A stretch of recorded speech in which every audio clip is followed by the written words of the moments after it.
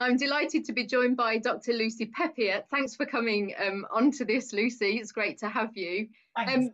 Many of you will have come across Lucy. She is the principal of Westminster Theological Centre and a writer and speaker in Christian doctrine and New Testament.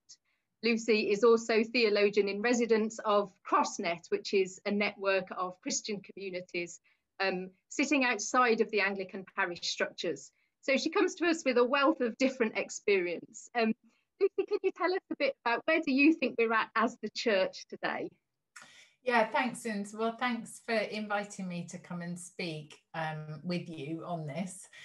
Obviously, the church has gone through a lot of turmoil in the last year and a half, and I think it's been sort of fascinating and difficult for us to position ourselves within all the COVID restrictions and as well as all the emotional trauma and just general trauma that people have gone through. So it's not just that, it's not like the church went through a lot of turmoil and everything else around us was peaceful. Everything had been thrown up into chaos, and people's levels of anxiety were obviously very high, and fear and worry, and they still are actually to some extent, although I know we're all grateful to see a bit of light at the end of the tunnel. So I remember, I mean, looking back to a year ago in March, just the sort of shock of the suddenness of we can't meet together face to face, and having that as this sudden shift that was put in front of us, when all of us as Christians value that, I think, above everything, of just being able to meet face to face. And so we've lived through over a year now of having to meet in different ways, having to connect in different ways, having to worship in different ways, having to do everything: outreach, prayer, Eucharist. And I think it's been enormously challenging. I know most people are very, very tired, I would say, at this stage, to be realistic. But I also think that there is some energy now for thinking about, well, now that we've been through all of this, and it's dismantled a lot of our structures and a lot of our expectations and a lot of our habits, what's up ahead and how can we respond? And really the question of, well, what's the Spirit doing in all of this? Because, you know, obviously we know God doesn't cause these things, but he does redeem them, and he does work in them and through them for good. And so I think there are lots of questions in front of us now about what are we going to do now in the light of what we've been through in the past year and a half. That's such a helpful question, isn't it? What's the Spirit doing in all of this and through all of this? What would your sort of main response to that question be for you, perhaps in CrossNet or for you personally? I think that for me personally, it was a time of, in a way, of being sort of knocked out a bit, because I got sick and got COVID and then had long COVID. And so I was not firing on all cylinders, and had to rest a lot more than I normally would have to, and really had to, I think, had to develop a posture of trust in a different way from how I thought I had. You know, you always think you've achieved all these things and then they get challenged and you realize that you haven't really.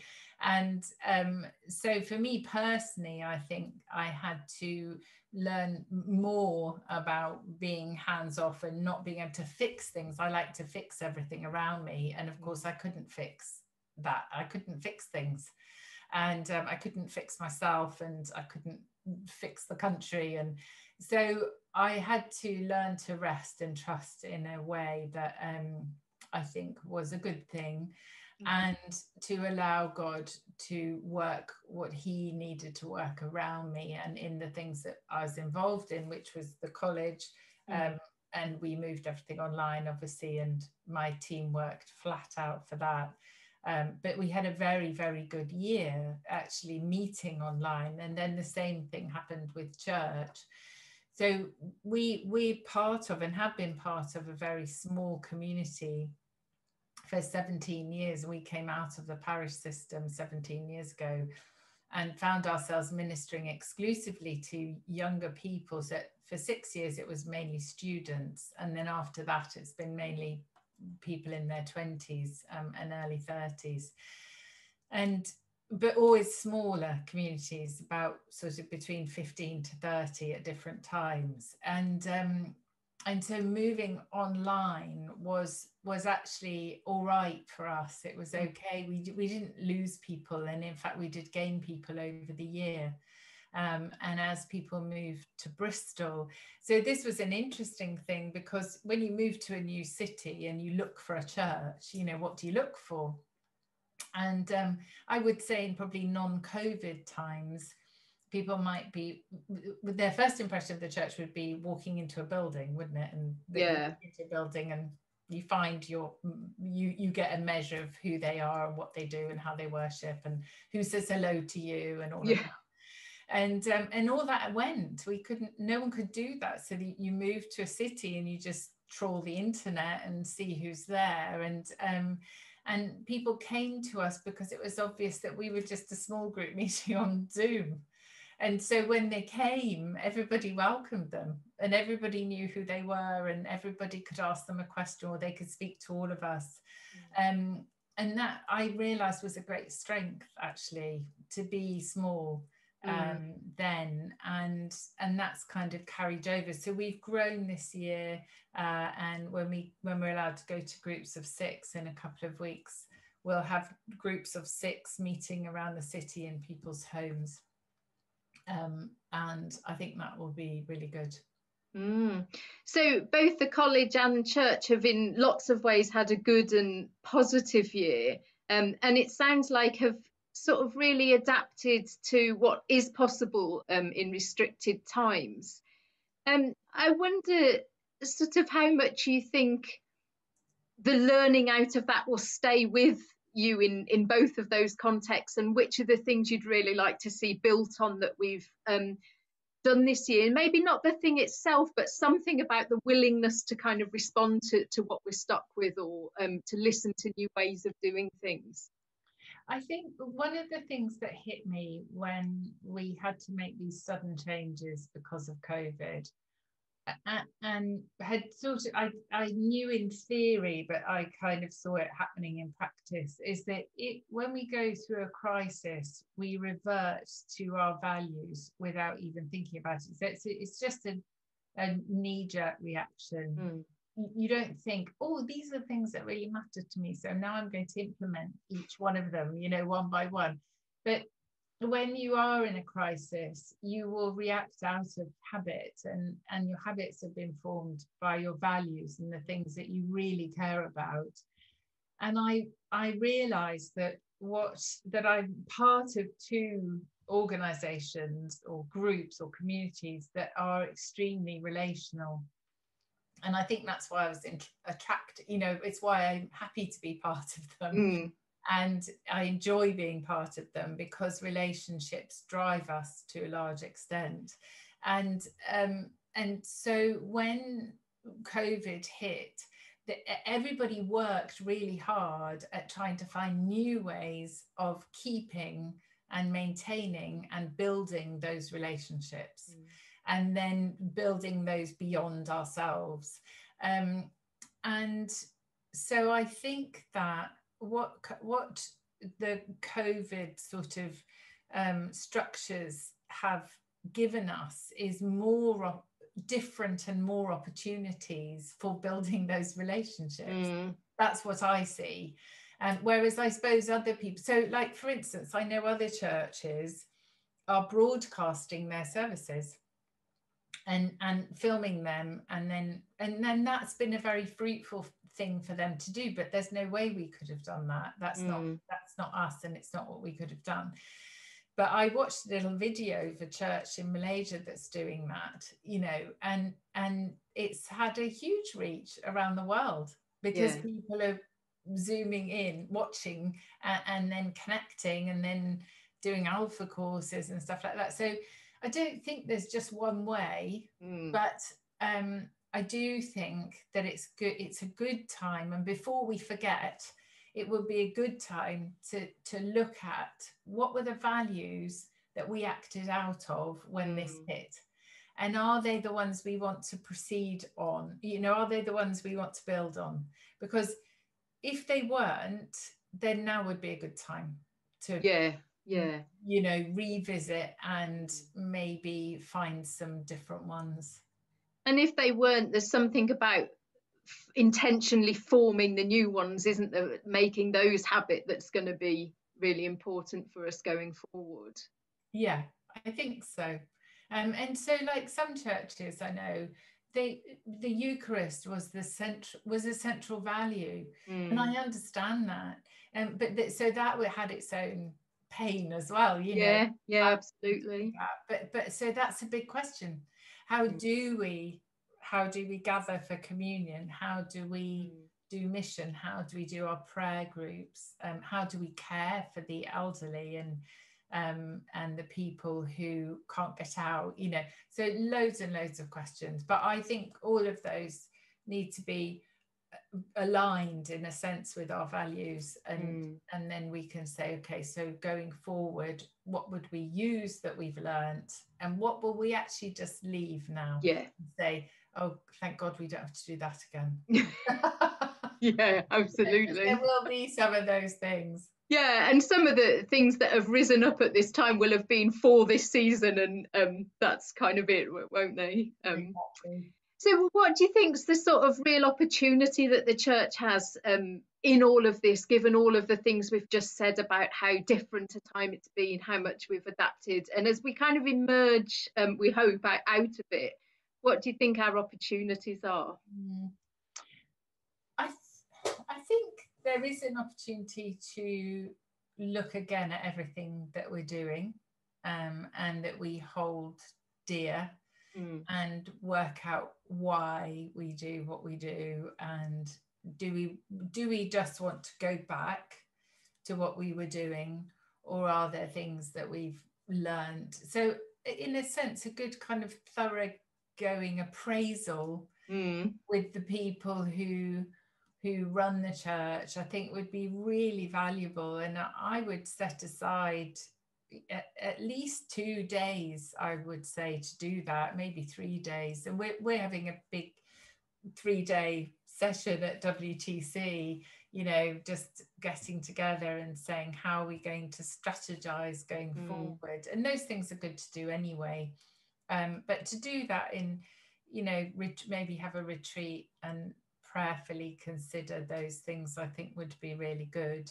And it's a good time to do it. And then I think thinking about, you know, you've got this is for shaping for mission, isn't it? And you're thinking about those things.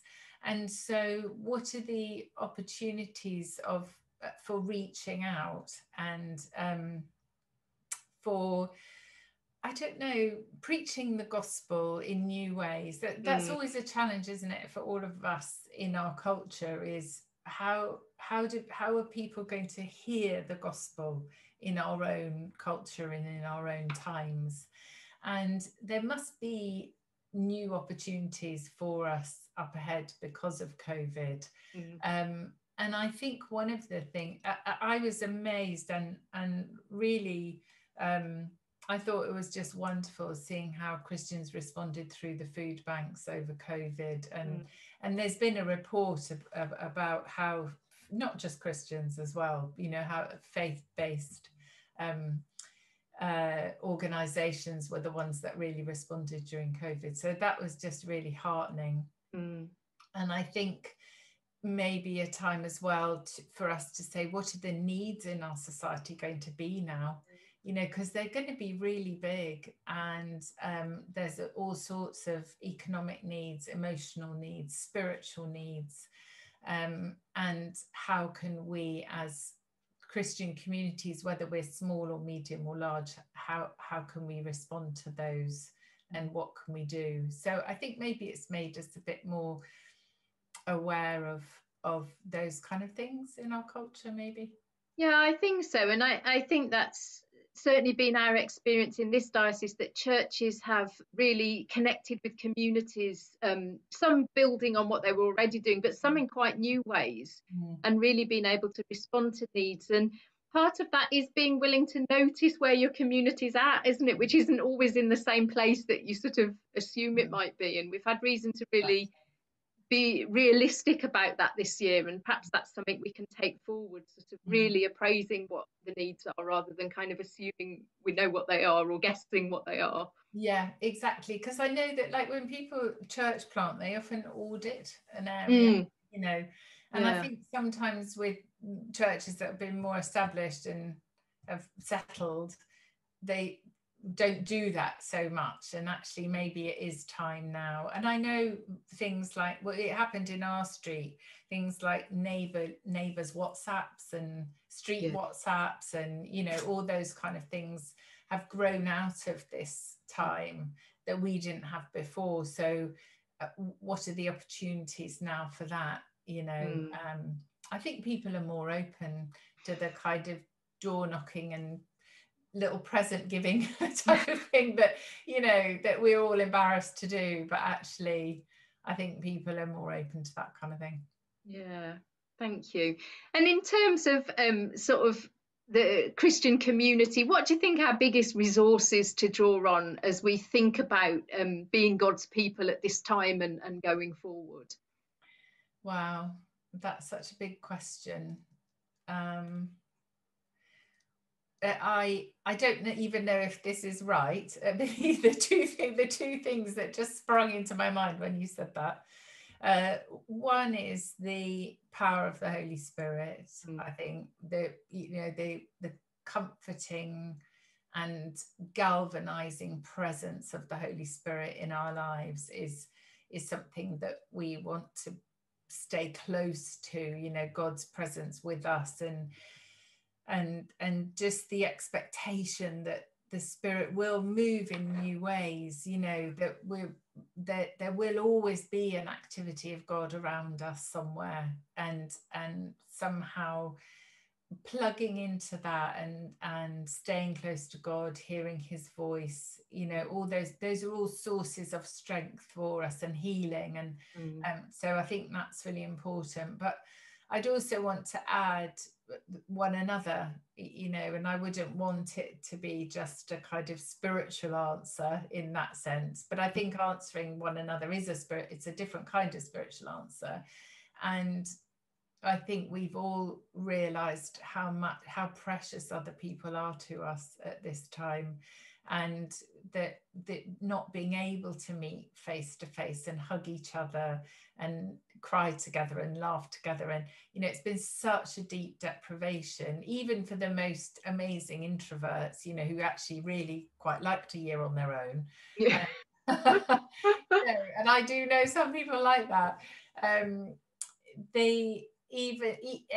Everyone missed somebody. And I think the value of community and relationship is so precious, and how we can build on that, and how we can include people in, you know, if we have a loving community, or if we have a loving family, and if we have those kind of privileges, how can we include the lonely in those things going forward, I would say. Yeah, thank you. And my last question is, what gives you hope for the church as we kind of look at where we're at and some of the opportunities and challenges that we face together? I think I felt enormous hope for the church, seeing how the church responded during COVID. I thought that it was just wonderful. I heard lots of stories and testimonies of how Christians had met on Zoom with people and looked after people and delivered food and all sorts of things. So that actually gave me hope, and it gave me hope over the last few months, seeing that. And another thing that's given me hope has been hearing of some quite large churches completely restructuring and giving up, being willing to give up their models in order to create something completely different. And that makes me really hopeful that that Christians can be adaptable and flexible. And because I think sometimes we sort of caricature the church a bit as being really staid and stuck in them, and stuck in a rut, and of course some of us are like that some of the time, and some churches are like that, but on the whole I think the church is an exciting place to be, because it is full of people who've committed themselves to God and have said, okay, well, we will follow Jesus where he leads us.